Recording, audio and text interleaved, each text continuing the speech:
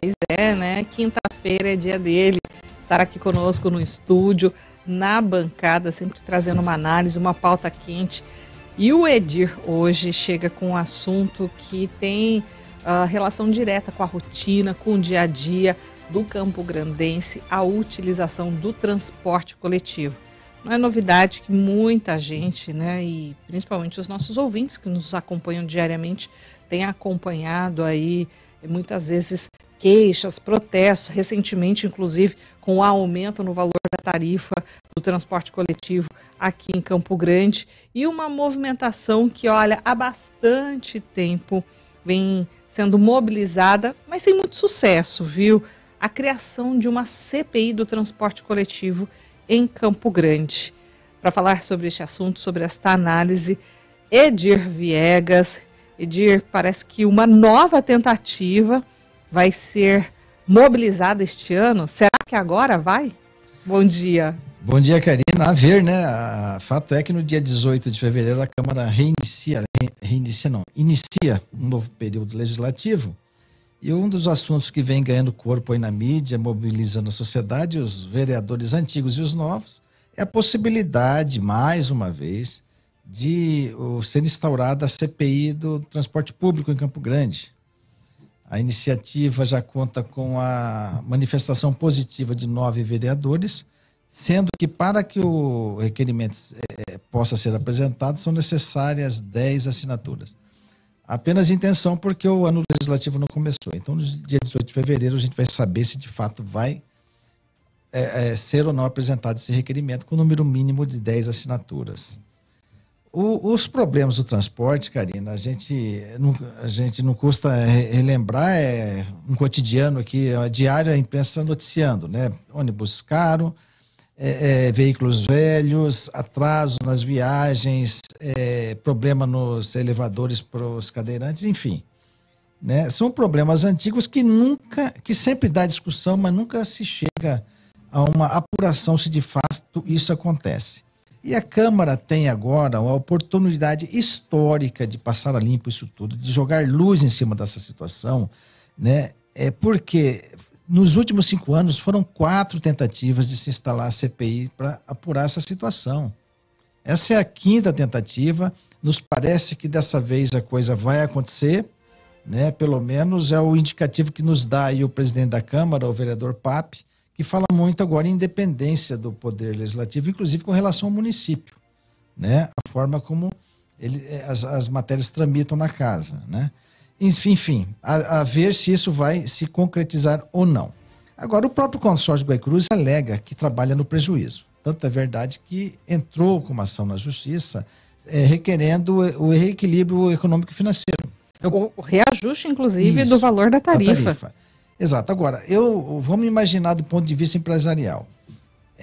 A partir do momento que eles vão à justiça, eles estão se expondo. Eu vou ter que provar para a justiça que eu opero no prejuízo. Vem um laudo no processo e diz o contrário, que as empresas obtiveram lucro. O consórcio contesta, dizendo que se trata de lucro operacional e não lucro real. Real, exatamente, da remuneração pelo serviço. Agora, como novos laudos foram requisitados, isso deve esclarecer. Agora, o que a CPI tem que focar? Porque sempre tem aquela história, a CPI não tem motivo certo, definido, então por isso não vai ser implantado. É muito amplo o espectro aí de investigação. No nosso entendimento, tem que avaliar só 2 situações. Aliás, uma situação. O consórcio opera ou não no prejuízo. Ponto. Mais nada. Porque o resto das situações vão aparecer em decorrência dessa constatação. Se o consórcio opera no prejuízo, não tem como ele adquirir novos ônibus, estabelecer uma melhor qualidade no sistema. E aí, de fato, justifica um reequilíbrio, inclusive, de contrato, né? Exatamente. Por quê? Se eu tenho dificuldade contratual, estou com a tarifa defasada, eu não tenho como investir. Então, nesse caso, quem está pisando na bola, vamos dizer assim, é a prefeitura, né? Porque o contrato prevê o equilíbrio econômico e financeiro. Se ao contrário, o consórcio tem lucro e mesmo assim não investe em qualidade, aí é o momento de se pensar em você romper o contrato e convocar aí uma nova licitação, porque trata-se aí de uma falsa falta com a verdade, vamos dizer assim. E ninguém, Karina, nós e tentando já jogar com isso. a opinião pública também, né, Edir? Exatamente. E a gente tem aqui sempre aquela situação. O empresário trabalha para tomar prejuízo? Assim, será que o altruísmo é tanto? Em regra, na economia, né, não há que se falar numa situação como essa, se pensando num negócio. Exato. Agora, você também tem o outro lado da moeda. O empresário vai jogar contra o próprio negócio dele, sendo que esse contrato vai, me parece que até 2034, né? E jogar tudo para ter um lucro momentâneo e comprometer o contrato lá para frente, o ganho futuro. Né? Ou o negócio é tão bom que eu posso tomar um prejuízo agora e lutar para melhorar, tanto que foi a justiça, para manter meu negócio funcionando. Claro. Né? Agora, a gente está falando aí de empresários que têm know-how nessa área de transporte coletivo, são empresários aí que têm empresas no Brasil todo, né? Em vários estados, então não é com gente amadora que nós estamos lidando, não. E aí vamos uma questão que é muito importante. Tá? A prefeitura peca no que diz respeito ao contrato? Sim ou não? A CPI vai apurar e entender como é que isso funciona. Ora, se a prefeitura e o Estado bancam o passe do estudante, é porque sem esse subsídio, o consórcio estaria operando no déficit. Ao mesmo tempo, se a prefeitura abre mão do ISS, tá?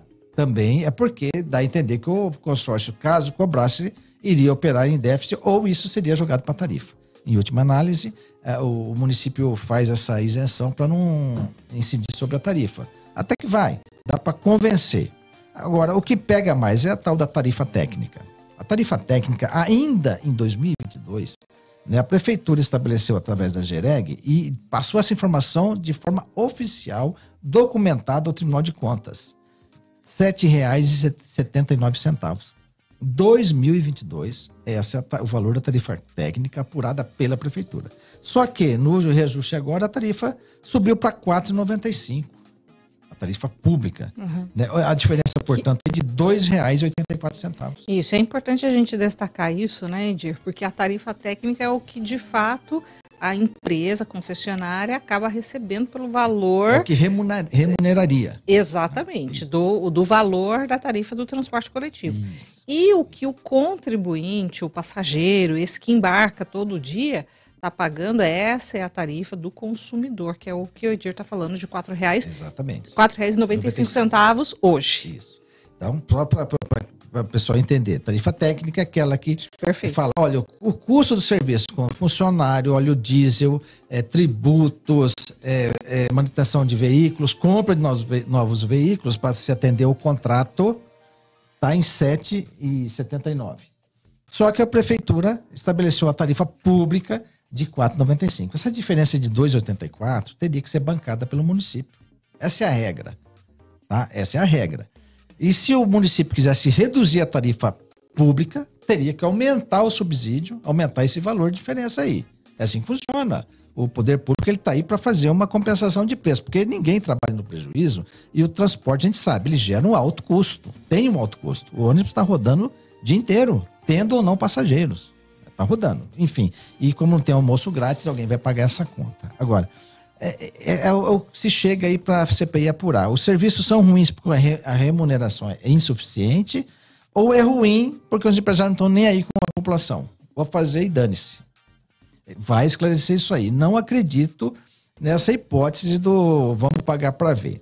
Eu lembro aqui, Karina, até para a gente encerrar essa questão, né, que existia uma máxima que é o seguinte: o serviço é ruim porque é mal remunerado ou é mal remunerado porque é ruim? Essa é a pergunta. Não tinha aquela do biscoito? Vende mais porque é fresquinho ou é fresquinho porque vende mais? Aquela propaganda antiga? Sim. Né? Então é isso que vai se estabelecer. É ruim ou é mal remunerado? O que decorre? Uma coisa vai puxar a outra para você finalmente jogar luz sobre essa situação. Por que é ruim? Aí essa pergunta, não adianta ficar 29 vereadores no microfone falando mais do mesmo, que o transporte é ruim, que a gente precisa fazer alguma coisa, mas chega na hora que você propõe a CPI, não tem a assinatura necessária para se instaurar a CPI. Quantos já se dispuseram a assinar? 9 deles. Vou até citar os nomes aqui, para que os demais que não assinaram né, que não se manifestaram, repensem. Júnior Coringa, Ana Portela, Rafael Tavares, Fábio Rocha, Jean Ferreira, Luísa Ribeiro, Landmark, Maicon Nogueira e Ronilson Guerreiro. Então, esses são os 9. Falta uma assinatura ainda, uma assinatura não. Quando iniciar as sessões, sim, aí o requerimento é apresentado, para que se tenha um número mínimo de 10 vereadores. Aí esse processo vai para a Procuradoria do município, da Câmara, que vai estabelecer se atende os requisitos legais, fato definido, se não é muito amplo, aquela coisa toda. E é aí que mora o perigo. A última, por exemplo, que a Procuradoria falou, olha, não tem objetivo definido. É muito amplo. Aí nessa desculpa de que é amplo, foi arquivado e acabou. Aí cai na questão do mérito de legalidade e não é aprovado. Exatamente. Aí chama mais a atenção o seguinte, se a Procuradoria rejeita, a Procuradoria é um órgão da Câmara Municipal, rejeita, e o presidente manda arquivar, a gente entende que a Procuradoria tem muito mais poder do que o vereador. A Câmara Municipal é composta por 29 representantes eleitos pela população. Só que uma Procuradoria tem mais peso. Se a Procuradoria falar, olha, indefere, dá um parecer contrário, o presidente vai lá e de caneta, uma canetadinha do presidente está arquivado. Isso é uma vergonha, né? Isso é uma vergonha, porque nós estamos falando ainda de uma decisão que tem que ser no colegiado, em plenário. Que se pega, então, esse parecer da Procuradoria que é contrário e bote para o plenário votar. O vereador tem que botar a cara. Se é contra ou se é a favor.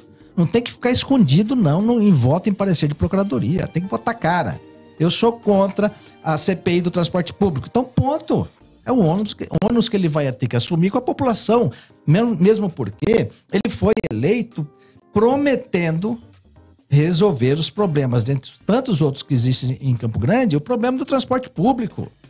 Né? Então, eu penso até que o vereador Pape tem a chance histórica como presidente de finalmente desencalacrar essa situação.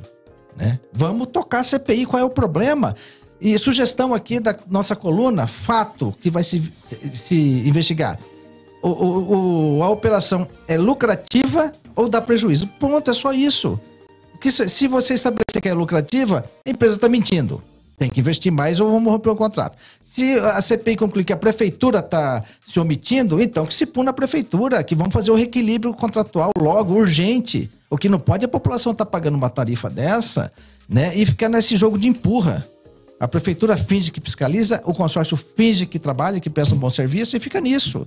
E o usuário está lá, num ônibus quente, calorento, que quebra no meio da viagem, o elevador que o cadeirante, se não levar um tombo ali, acontecer coisa pior, dê graças a Deus. Então isso funciona. O serviço, para finalizar, voltando àquela máxima, né?